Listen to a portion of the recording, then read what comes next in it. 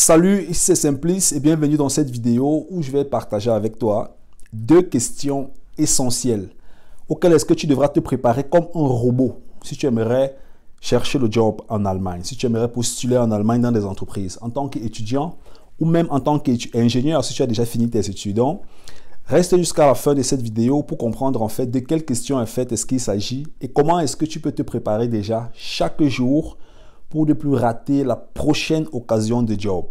Alors, si tu es nouveau dans ma chaîne YouTube, je t'invite sans plus tarder à t'abonner et activer la cloche de notification pour ne plus manquer mes prochaines vidéos. Alors, ce que tu dois comprendre en fait, c'est que la recherche de travail, c'est quelque chose de systématique et c'est quelque chose de, je vais dire en fait, robotisé. Pourquoi? Je ne dis pas que tu dois devenir un robot, mais il faut comprendre qu'il y a des questions standards. Il y a des questions standards auxquelles est-ce que tu vas faire face quand tu es en train de rechercher le travail. Pourquoi? Parce que les recruteurs attendent de toi un certain style de réponse. Et la manière avec laquelle est-ce que tu réponds à ces questions, les recruteurs ou bien la personne des ressources humaines connaît déjà, peut déjà avoir une certaine impression sur ton attitude et ton comportement et comment est-ce que tu vas travailler dans l'entreprise. Donc, il est important que tu puisses comprendre comment est-ce que tu réponds. Comment est-ce que tu places les mots et les phrases pendant que tu réponds? Comment est-ce que tu te comportes sur le plan physique pendant que tu réponds à ces questions? Parce que voilà, on peut te poser une question qui va te générer même le stress. Et parce que ces questions vont te générer le stress, tu vas répondre, tu ne seras pas détendu quand tu vas répondre. Ce qui fait que le recruteur va comprendre que celui-ci, c'est possible qu'en entreprise, il ne puisse pas gérer un certain style de stress. Alors, la première question à laquelle est-ce que tu dois te préparer, absolument intéressante, c'est tes points forts et tes points faibles. 99%, je dirais même 100% des recruteurs vont toujours te poser la question, quels sont tes points forts et quels sont tes points faibles? Alors moi, je vais donc te poser cette question et tu vas me laisser bien sûr ta réponse dans les commentaires. Est-ce que tu connais tes points forts et est-ce que tu connais tes points faibles? Quand on parle de points forts et quand on parle de points faibles, il y a une manière de répondre à cette question. Tu vas répondre à ces questions, premièrement, en faisant une corrélation avec les projets dans lesquels est-ce que tu as travaillé en entreprise et même à l'université. Il n'est pas question de dire aux recruteurs, je suis dynamique, je suis motivé, je suis persévérant, je suis flexible. Non. Si tu réponds à ces questions comme ça ne va pas fonctionner. Quand les recruteurs te demandent quels sont tes points forts, quels sont tes points faibles, tu dois répondre en disant par exemple que si tu es quelqu'un de motivé ou bien si tu es quelqu'un de persévérant, tu vas dire j'ai utilisé ma persévérance pendant le projet XY en entreprise où j'étais obligé de travailler par exemple plus de 10 heures par jour pour aider les ingénieurs ou bien pour aider, c'est pas trop les professeurs à l'université en ce qui concerne l'implémentation de tel projet et pour cela, j'ai utilisé telle méthode. Je ne sais pas si tu comprends en fait comment ça fonctionne.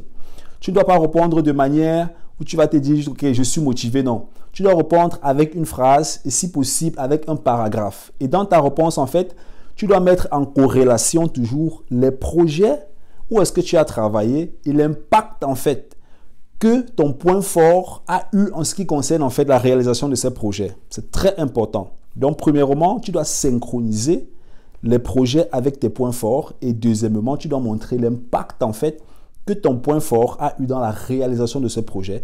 Et tu dois aussi démontrer en fait à l'entreprise qui est en train de vouloir te recruter que justement, ce point fort, je peux aussi l'introduire dans votre entreprise en ce qui concerne en fait le poste auquel est-ce que je suis en train de postuler. C'est extrêmement important dans ces 3 étapes.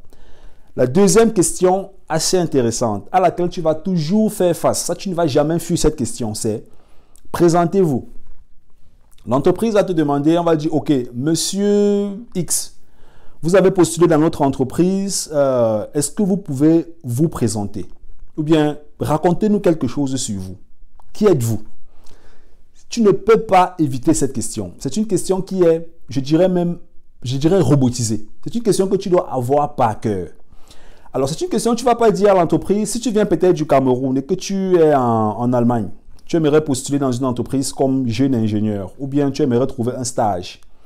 Alors, tu ne vas pas dire à l'entreprise, je m'appelle tel, je suis né au Cameroun, j'ai 2 frères, j'ai une sœur, je vis en Allemagne depuis tel nombre d'années, ainsi de suite. Non. C'est pas comme ça que tu vas répondre à cette question. Parce que si tu réponds comme ça, là, ça c'est la présentation traditionnelle. Quand l'entreprise te demande « Présentez-vous », qui êtes-vous? Parlez-nous un peu de vous. Bon, ça c'est en français. Ou bien en allemand, ce sera « Stellen Sie sich bitte vor ». Wer sind Sie? Si l'entreprise te pose cette question, alors, il faut que tu aies ton CV en tête. La question la demande premièrement à ce que tu aies ton CV en tête. Parce que l'entreprise a ton CV entre les mains. Et puis l'entreprise veut voir si premièrement tu connais ton CV. Si deuxièmement, c'est réellement toi qui as travaillé dans ces projets.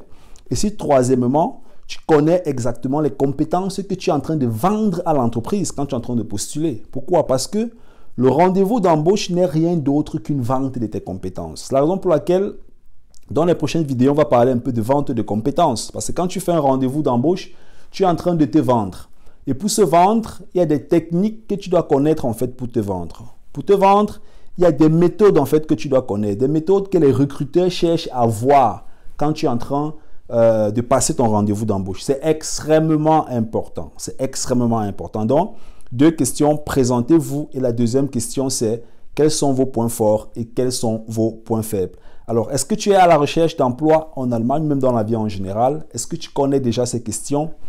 Laisse-moi bien sûr ton commentaire dans la barre de description. Et si tu as besoin d'accompagnement, de coaching, en ce qui concerne en fait ta vie en Allemagne, que ce soit les assurances, que ce soit la recherche du boulot, que ce soit faire tes premiers pas dans le monde de l'investissement, alors tu vas dans la barre de description, tu vas voir des liens que j'ai mis, tu vas simplement réserver ta place. C'était le focus, on est ensemble, bye bye.